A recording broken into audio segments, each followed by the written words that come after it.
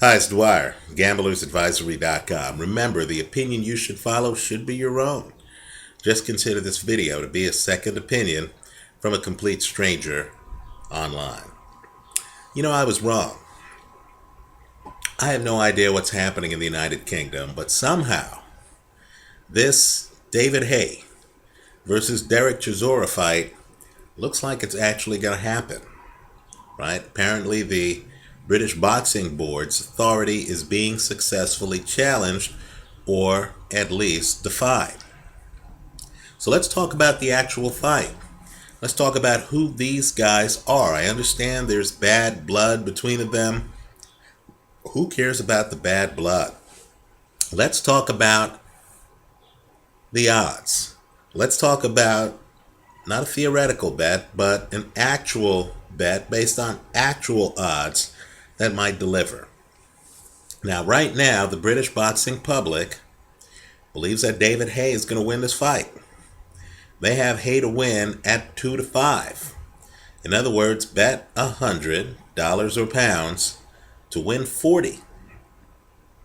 I don't like those odds, right? The play I'm recommending, and I'll discuss the styles and why, but the play I'm recommending is David Haye by knockout at 7-4, right? Bet 100 to win 175.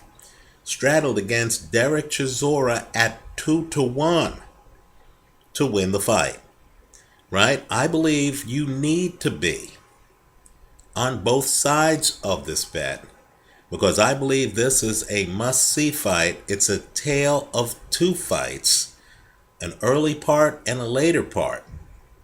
And I think you need to be on both sides of the bet.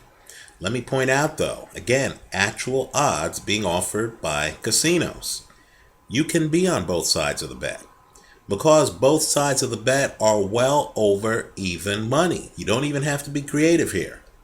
If you bet 100 on Haye by KO and 100 on Dereck Chisora to win, understand that you collect if Haye wins by knockout. Let's do the math, right? You would win 175 in addition to getting your 100 back.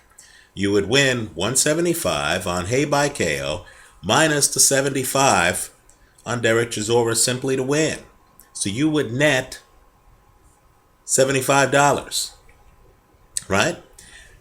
If Dereck Chisora wins the fight, either by KO or by decision, you would actually net $100 because you would win $200 on the Dereck Chisora side minus the $100 loss on the Haye by KO side. You walk home with $100. The goal here is to profit. I think it's too risky to only be on one side of this bet. Let's talk about it. David Haye. Who is he? In my opinion, David Haye, whose nickname is the Haymaker, actually hits harder than advertised. I don't come across a guy with this kind of punching power, and it's sudden punching power, that often. Let me just say, in my opinion, he hits harder than Dereck Chisora. He's faster than Dereck Chisora. He throws the straighter punches than Dereck Chisora. He's more advanced. He's less predictable. You don't know exactly where David Haye is going to be in the ring. Unlike Dereck Chisora, who you know is going to be hunting you down, David Haye could be too far away. He could be up on you.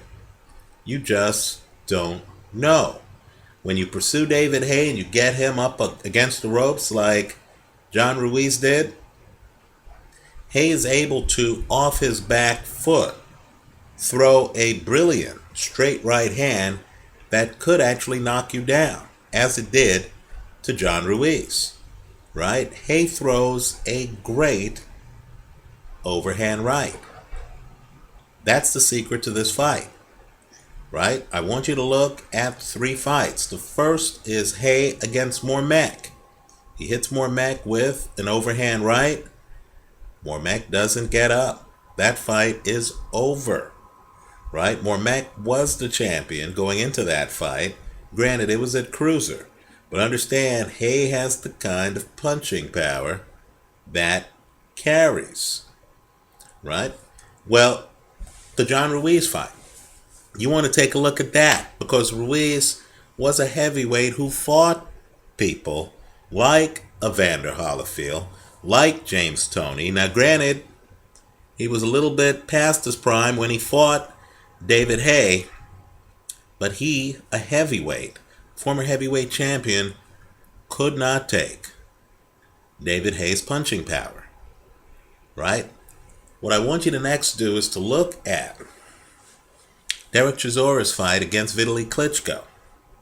Now, the one thing you know about Klitschko, and I believe Vitaly Klitschko is the world's best heavyweight, is that Vitaly Klitschko has a very high knockout ratio, right? It's very hard to go the distance against Vitaly Klitschko.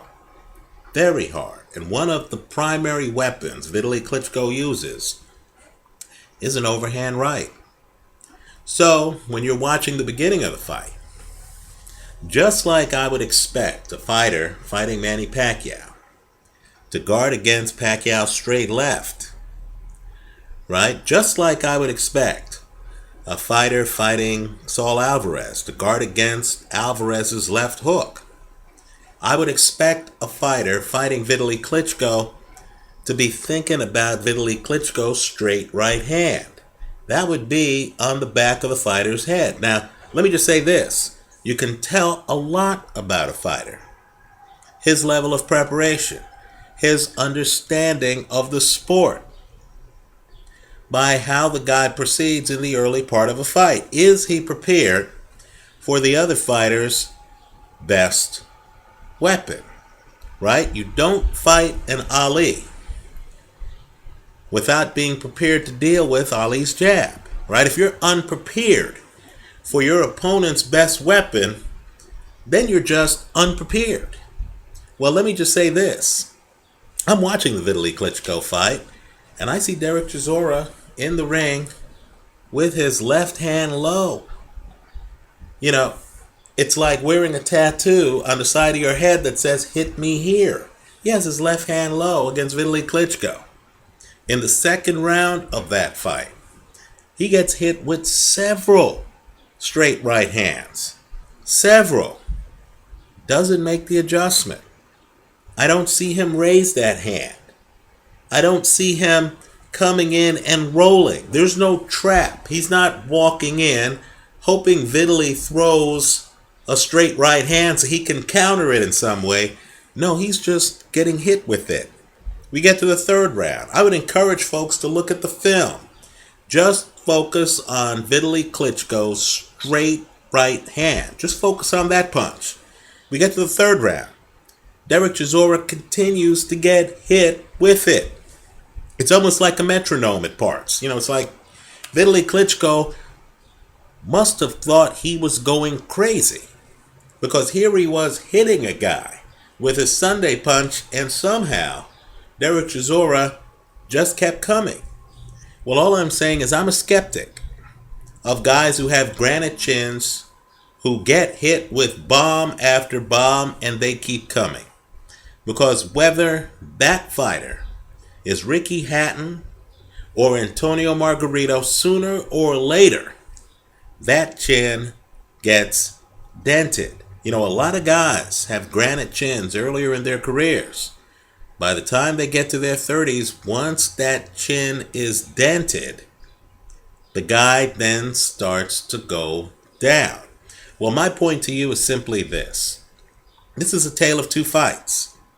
Early in this fight, I believe David Haye is going to have ample opportunity to land a devastating straight right hand. He throws a great overhand right?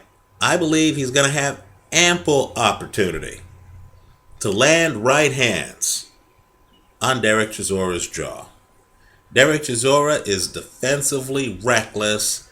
I don't think he's even going to come in with a hand up to guard against it. Let me also point out, too, one of the secrets to David Haye is that he hits hard with both hands. But that right hand seems to be his absolute bread and butter. I believe he's going to have an opportunity to end this fight early off of that punch, because Dereck Chisora is simply not the kind of fighter who watches film and who comes in the ring prepared to take away his opponent's primary weapon. I know that sounds hard, but you know what? When I'm talking about gambling, hey, it is what it is. Now let's talk about what happens later, though. If I allow you to throw your best power punch on me repeatedly early in a fight, and if you've already lost a match where you ran out of gas against Carl Thompson in the middle of the fight after emptying the gun, if you're the kind of fighter who comes in with big bullets, shoots them all, and then doesn't know what to do if I'm still standing, then you're a fighter who's going to be vulnerable late in this fight. If David Haye does not get the knockout by the start of the 10th round, I believe he's going to be in significant danger of losing this fight. Right? Let me just say, the guys he's been fighting have been polite. Right? Vladimir Klitschko is not a guy who aggressively comes forward like Dereck Chisora. Right? He's not a guy who's going to force you, literally force you, to deal with him. He's a polite guy who works behind a jab. He's content outpointing you. That's not Dereck Chisora. Dereck Chisora forces you to expend a lot of energy. I want people to look at the 12th round of Chisora Vitaly Klitschko. You're going to see at the end of that fight, Vitaly Klitschko walks over to his corner and he's exhausted. I believe he grabs someone in the corner. He looks tired. I believe Vitaly Klitschko is better at pacing himself than David Haye. I believe Haye's going to come in. Haye has probably looked at films. Haye is a scientific fighter. I believe he studied Holyfield, Valuev, and literally came in and duplicated Holyfield in the ring. I believe Haye breaks down film. I believe Adam Booth, Haye's associate, breaks down film. I believe these guys are probably salivating at the thought of throwing straight right hands on Dereck Chisora. The problem is, if I throw my Sunday punch at you repeatedly and you somehow survive until Monday, do I have anything left? If Dereck Chisora makes it to the start of the 10th round of this fight, I believe the fight is his to lose. Right? In fact, if Dereck Chisora is able to somehow get Haye to overextend himself early, because keep in mind, it's an optical illusion. Chisora looks there to be knocked out. Right? If David Haye throws all of the power punches early, I believe Dereck Chisora should dominate the last few rounds of this fight. I believe you need to be on both sides of this fight. I'm expecting Haye to land bombs early. If it makes it to the latter part of the fight, I'm expecting Haye to tire and Dereck Chisora to start walking him down. Fortunately for gamblers, the odds here allow you to be on both sides. 7-4 on Haye by KO and 2-1 on Chisora to win. They're making it easy for us, right? But understand the risk. Understand the risk. If David Haye somehow finds a way to win a decision, and Haye did go the distance against Vladimir Klitschko, Haye did go the distance against Nikolai Valuev.